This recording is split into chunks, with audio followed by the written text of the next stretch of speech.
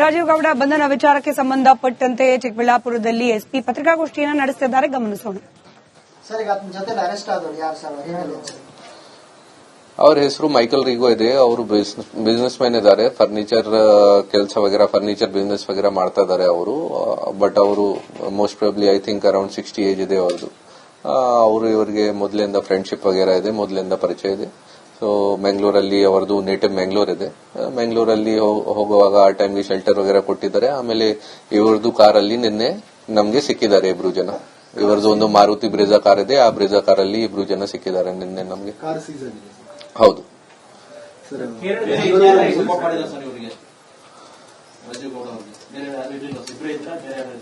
ನಮ್ಗೆ ಯಾವಾಗ ನಾವು ನಿನ್ನೆ ಅರೆಸ್ಟ್ ಮಾಡಿದೀವಿ ಆ ಟೈಮ್ಗೆ ಓನ್ಲಿ ಇಬ್ರು ಜನ ಸಿಕ್ಕಿದ್ದಾರೆ. ಯಾರು ಒಬ್ರು ಅವ್ರದ್ದು ಫ್ರೆಂಡ್ ಇದ್ದಾರೆ, ಮತ್ತೆ ನಮ್ಮ ಆರೋಪಿ ಇಬ್ರು ಜನ ಸಿಕ್ಕಿದ್ದಾರೆ. ಬೇರೆ ಏನಾದ್ರೂ ಈ ತರದ್ದು ಯಾರಾದ್ರೂ ರೋಲ್ ಇದೆ ಅದು ಕೂಡ ನಾವು ಇನ್ವೆಸ್ಟಿಗೇಷನ್ ಅಲ್ಲಿ ಪತ್ತೆ ಮಾಡಕ್ಕೆ ಪ್ರಯತ್ನ ಮಾಡ್ತೀವಿ.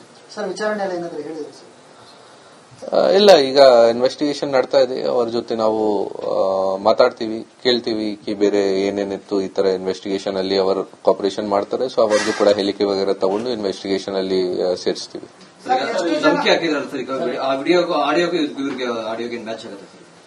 ಅದು ಇನ್ವೆಸ್ಟಿಗೇಷನ್ ಪಾರ್ಟ್ ಇದೆ. ವಾಯ್ಸ್ ಸ್ಯಾಂಪಲ್ ವಗೇರಾ ತಗೊಂಡು ಅದನ್ನು ಚೆಕ್ ಮಾಡಬೇಕು, ಮತ್ತೆ ಕಾಲ್ ಡೀಟೇಲ್ಸ್ ವಗೇರಾ ತಗೊಂಡು ಅದನ್ನು ಚೆಕ್ ಮಾಡಬೇಕು. ಇನ್ವೆಸ್ಟಿಗೇಷನ್ ಅಲ್ಲಿ ಚೆಕ್ ಮಾಡ್ತೀವಿ ನಾವು.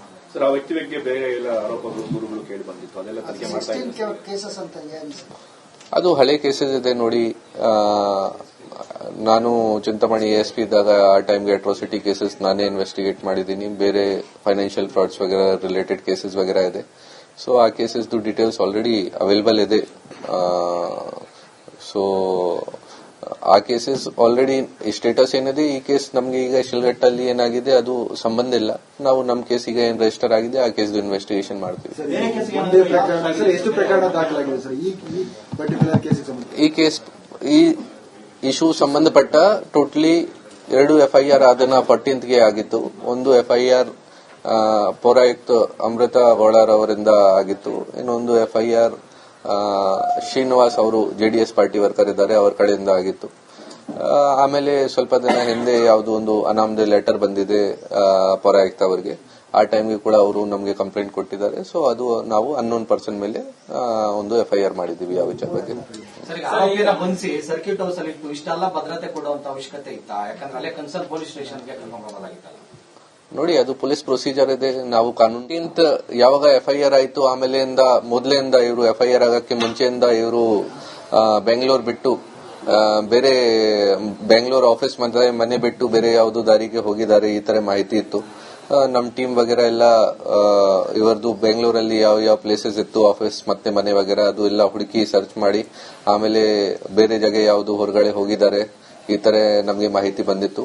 ಆಮೇಲೆ ನಾವು ಸೆಪರೇಟ್ ಟೀಮ್ಸ್ ಮಾಡಿ ಈ ಆರೋಪಿಗೆ ಟ್ರೇಸ್ ಮಾಡಬೇಕು, ಸೆಕ್ಯೂರ್ ಮಾಡಬೇಕು, ಆ ವಿಚಾರ ಬಗ್ಗೆ ನಾವು ಪ್ರಯತ್ನ ಮಾಡಿದೀವಿ. ಸೊ ಲಾಸ್ಟ್ 10-12 ಡೇಸ್ ಇಂದ ಇದು ನಡ್ತಾ ಇತ್ತು.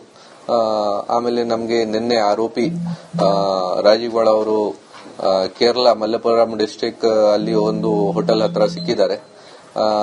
ಅವರ ಜೊತೆಗೆ ಇನ್ನೊಬ್ರು ಪರ್ಸನ್ಸ್ ಇತ್ತು, ಅವರು ಕೂಡ ಅವರಿಗೆ ಸ್ವಲ್ಪ ಹೆಲ್ಪ್ ವಗೇರಾ ಮಾಡಿದ್ದಾರೆ, ಶೆಲ್ಟರ್ ವಗೇರಾ ಕೊಟ್ಟಿದ್ದಾರೆ. ಅವರದು ಕಾರಲ್ಲಿ ಇಬ್ರು ಜನ ಓಡಾಡ್ತಾ ಇತ್ತು ಅಲ್ಲಿ. ಸೊ ಬೇಸಿಕ್ಲಿ ನಮ್ಮ ಕರ್ನಾಟಕದಿಂದ ಇವರು ಚಿಕ್ಕಮಂಗ್ಳೂರು ಮ್ಯಾಂಗ್ಳೂರ್ ಕಡೆಯಿಂದ ಕೇರಳ ಕಡೆ ಹೋಗಿದ್ದಾರೆ.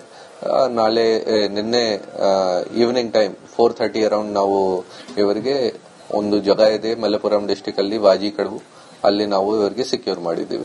ಆಮೇಲೆ ಈಗ ನಾವು ಕರ್ಕೊಂಡ್ಬಂದು ಸ್ಟಾರ್ಟಿಂಗ್ ಅಲ್ಲಿ ನಮ್ಗೆ ಮಾಹಿತಿ ಕಲೆಕ್ಟ್ ಮಾಡಿದಾಗ ಆ ಟೈಮ್ಗೆ ಬೇರೆ ಡಿಸ್ಟ್ರಿಕ್ಟ್ಸ್ ಇಂದ ಕೂಡ ನಾವು ಹೆಲ್ಪ್ ತಗೊಂಡಿದ್ದೀವಿ. ಸೊ ಬೇರೆ ಇನ್ಸ್ಪೆಕ್ಟರ್ಸ್ 2-3-4 ಜನ ಅದು ಕೂಡ ಹೆಲ್ಪ್ ಮಾಡಿದ್ದಾರೆ.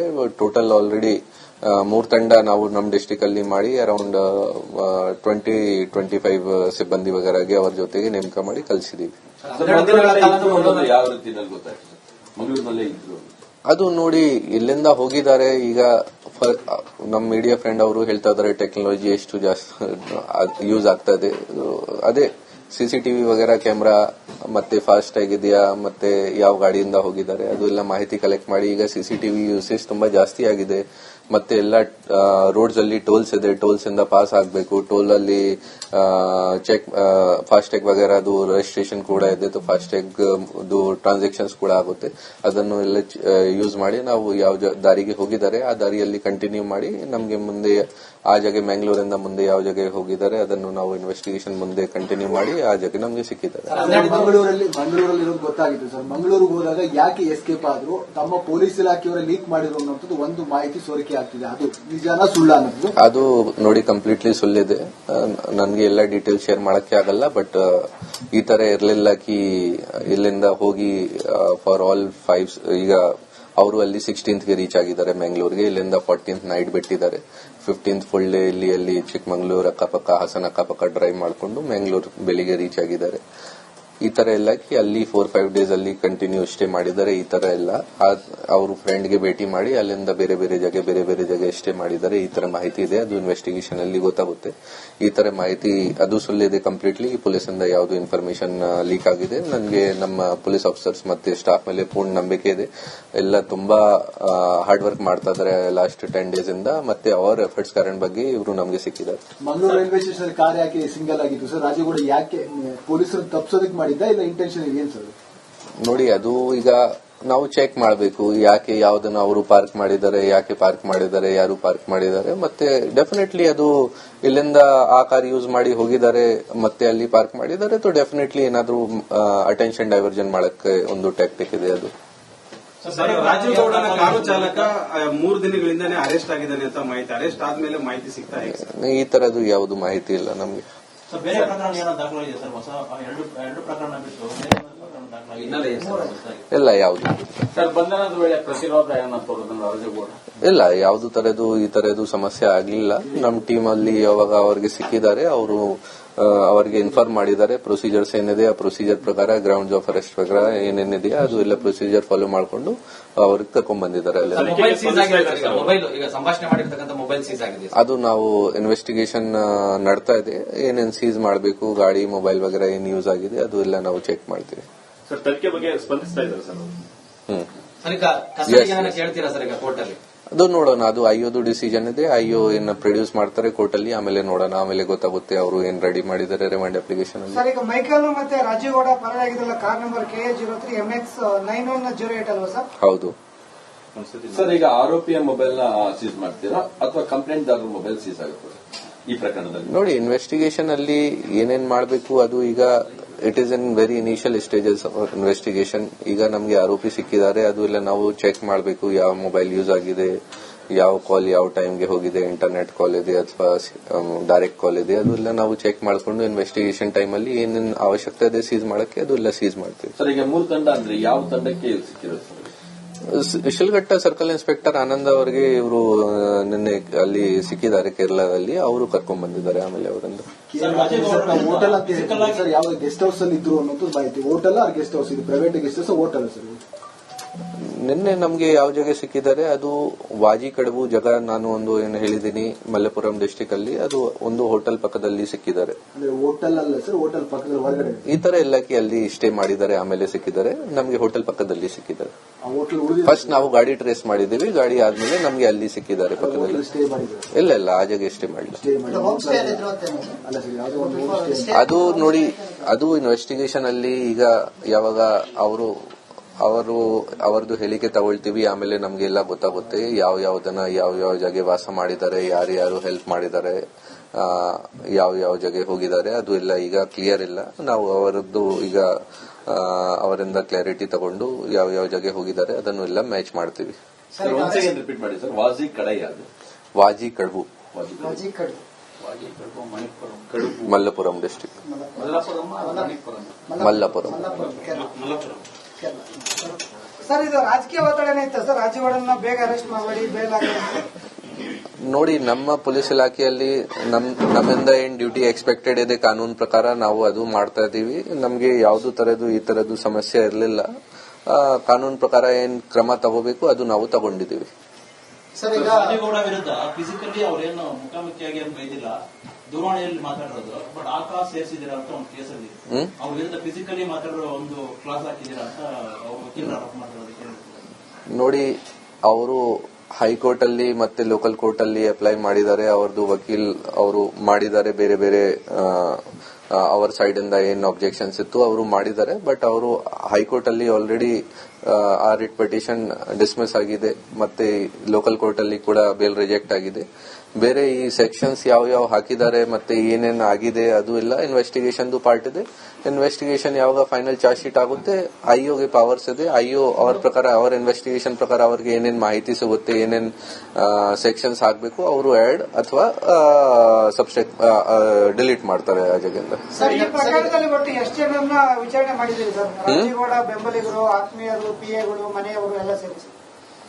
ನೋಡಿ, ನಾವು ನಮ್ಮ ಸೈಡ್ ಇಂದ ಎಲ್ಲ ಪ್ರಯತ್ನ ಮಾಡಿದೀವಿ ಕಿ ಯಾವ ಜಾಗ ಇರಬೇಕು ತೋ ಯಾರು ಇದ್ದಾರೆ ಎಲ್ಲರಿಗೆ ಕಾಂಟ್ಯಾಕ್ಟ್ ಮಾಡಿ ಅವರಿಂದ ಮಾಹಿತಿ ಕಲೆಕ್ಟ್ ಮಾಡಕ್ಕೆ ಟ್ರೈ ಮಾಡಿದೀವಿ. ಬಟ್ ಮೇನ್ಲಿ ನಮ್ಗೆ ಟೆಕ್ನಿಕಲ್ ಅನಾಲಿಸಿಸ್ ಮೇಲೆ ಸಿಕ್ಕಿದ್ದಾರೆ. ಸರ್, ಈಗ ರಾಜೇಗೌಡ ಬಂಧನ ಆದ್ಮೇಲೆ ಇದುವರೆಗೂ ಒಂದು ಫೋಟೋ ಕೂಡ ರಿಲೀಸ್ ಮಾಡಿಲ್ಲ. ಯಾವುದು ರಹಸ್ಯವಾಗಿ ಎಲ್ಲ ನಡೀತಾ ಇರ್ತಕ್ಕಂಥದ್ದು. ಈ ತರದ್ದು ಅದು ರಹಸ್ಯದ್ದು ಏನೂ ಪಾರ್ಟ್ ಇಲ್ಲ. ಈ ತರದ್ದು ಯಾವ್ದು ರೂಲ್ ರೆಗ್ಯುಲೇಷನ್ ಇಲ್ಲ ಕಿ ಮೀಡಿಯಾಗೆ ಒಂದು ಫೋಟೋ ಕೊಡಬೇಕು. ಸೊ ಈ ತರದ್ದು ಯಾವ್ದು ಪಾಯಿಂಟ್ ಇಲ್ಲ. ನಾವು ನಮ್ಮ ಇನ್ವೆಸ್ಟಿಗೇಷನ್ ಮಾಡ್ತಾ ಇದೀವಿ. ಯಾವ್ದು ಈ ತರದ್ದು ನನ್ ಗಮನಕ್ಕೆ ಇಲ್ಲ ಕಿ ಯಾವ್ದು ಈ ತರದ್ದು ರೂಲ್ ಇದೆ ಫೋಟೋ ಕೊಡಬೇಕು ಮೀಡಿಯಾಗೆ. ಸರ್, ಈಗ ಕೋರ್ಟ್ ಪ್ರೊಡ್ಯೂಸ್ ಮಾಡಿದ್ಮೇಲೆ ಪೊಲೀಸ್ ಕಸ್ಟಡಿ ಕೇಳ್ತೀರಾ? ಅದು ಐಯು ಡಿಸೈಡ್ ಮಾಡ್ತಾರೆ, ನೋಡೋಣ. ಸರ್, ಸಾಮಾನ್ಯವಾಗಿ ಆರೋಪಿಗಳು ನಡೆದಂತಹ ಪ್ರಕರಣಗಳಲ್ಲಿ ನೀವು ಆರೋಪಿಗಳನ್ನ ಮಾಲ್ ಸಮೇತ ಏನಾದರೂ ಇಟ್ಟಿದ್ರೆ ಪತ್ರಕರ್ತರಿಗೆ ತೋರಿಸ್ತಾ ಇದ್ರಿ. ಬಟ್ ಈ ವಿಶೇಷ ಪ್ರಕರಣದಲ್ಲಿ ಇವ್ರನ್ನ ಯಾಕೆ ನೋಡಿ, ನಾನು ಮೊನ್ನೆ ಲಾಸ್ಟ್ ವೀಕ್ ನಮ್ಮಲ್ಲಿ ಎಯು ಜ್ಯುವೆಲರಿ ಶಾಪ್ ಅಲ್ಲಿ ಕಳ್ಳತನ ಏನಾಗಿತ್ತು, ಆ ಶಾಪ್ ಕಳ್ಳತನ ಕೇಸ್ ಅಲ್ಲಿ ಏನ್ ರಿಕವರಿ ಆಗಿದೆ, ಆ ಟೈಮಿಗೆ ಕೂಡ ಒಂದು ಪ್ರೆಸ್ ಮೀಟ್ ಮಾಡಿದ್ದೀನಿ. ಅದಕ್ಕಿಂತ ಮೊದಲೇ ಕೂಡ ನಾವು ಸುಮಾರು ಪ್ರೆಸ್ ಮೀಟ್ ಮಾಡ್ತಾ ಇದೀವಿ. ಆ ಟೈಮ್ಗೆ ಪ್ರಾಪರ್ಟಿ ಏನ್ ಸಿಕ್ಕಿದೆ ಅದು ತೋರಿಸ್ತಾ ಇದೀವಿ. ನಾವು ಆರೋಪಿಗೆ ಯಾವಾಗ ಈ ತರ ಮೀಡಿಯಾ ಮುಂದೆ ಹಾಜರ್ ಮಾಡಲಿಲ್ಲ, ಮತ್ತೆ ನನ್ನ ಪ್ರಕಾರ ಅವಶ್ಯಕತೆ ಕೂಡ ಇಲ್ಲ ಮೀಡಿಯಾ ಮುಂದೆ ಹಾಜರ್ ಮಾಡಕ್ಕೆ. ನಾವು ನಮ್ಮ ಪ್ರೊಸೀಜರ್ಸ್ ಏನಿದೆ ಇನ್ವೆಸ್ಟಿಗೇಷನ್ ಕಾನೂನು ಪ್ರಕಾರ ಅದು ಮಾಡ್ತಾ ಇದೀವಿ. ಸರ್, ಇಷ್ಟು ಸವಾಲಾಗಿದ್ದು ಯಾಕೆ ಸರ್ ರಾಜೇಗೌಡ ಬಂಧನ? ರಾಜೇಗೌಡ ಬಂಧನ ಇಷ್ಟು ಜನ ಚಾಣಾಕ್ಷ ಪೊಲೀಸರು ಇದ್ರು ಯಾಕೆ ಸವಾಲಾಯ್ತು? 12 ದಿನಗಳ ಕಾಲ ಯಾಕೆ ಸವಾಲಾಯ್ತು? ನೋಡಿ, ಇಟ್ ಟೇಕ್ಸ್ ಟೈಮ್.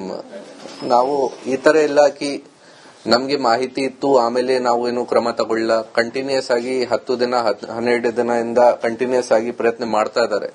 ಈ ತರ ಯಾವ್ದು ತರದ್ದು ನೆಗ್ಲಿಜೆನ್ಸ್ ಪೊಲೀಸಿಂದ ಆಗಿಲ್ಲ. ನಾನು ನನ್ನ ಟೀಮ್ ಜೊತೆ ಕಂಟಿನ್ಯೂಸ್ ಆಗಿ ಪ್ರತಿದಿನ ಅವರಿಂದ ಅಪ್ಡೇಟ್ ತಗೊಂಡಿದ್ದೀನಿ, ಪ್ರತಿದಿನ ಫಾಲೋ ಅಪ್ ಮಾಡಿದ್ದೀನಿ. ಅಂಡ್ ಅವರಿಗೆ ಯಾವಾಗ ಮಾಹಿತಿ ಸಿಕ್ಕಿದೆ ಅವರು ಎಲ್ಲ ಮಾಹಿತಿಗೆ ಫಾಲೋ ಅಪ್ ಮಾಡಿ ಏನೇನ್ ಪ್ರಯತ್ನ ಮಾಡಬೇಕು ಎಲ್ಲ ಪ್ರಯತ್ನ ಮಾಡಿದ್ದಾರೆ. ಡೆಫಿನೆಟ್ಲಿ ಸ್ವಲ್ಪ ಲೇಟ್ ಆಗಿದೆ, ಬಟ್ ನನ್ನ ಟೀಮ್ ತುಂಬಾ ಒಳ್ಳೆ ಕೆಲಸ ಮಾಡಿ ಯಶಸ್ವಿ ಆಗಿದ್ದಾರೆ. ಎಲ್ಲ ಏನೇನ್ ಮಾಡಬೇಕಿತ್ತು ಎಲ್ಲ ಮಾಡಿದ್ದಾರೆ ನಮ್ಮ ಪ್ರಕಾರ. ತನಿಖೆ ಮಾಡುವ ವೇಳೆ ಅವರ ಪತ್ನಿ ಸಹ ಒಂದು ಸ್ಪಂದಿಸಿಲ್ಲ, ಪೊಲೀಸರ ಜೊತೆ ಗಲಾಟೆ ಮಾಡಿದ್ರು ಅಂತ ಮಾಹಿತಿ ಸರ್.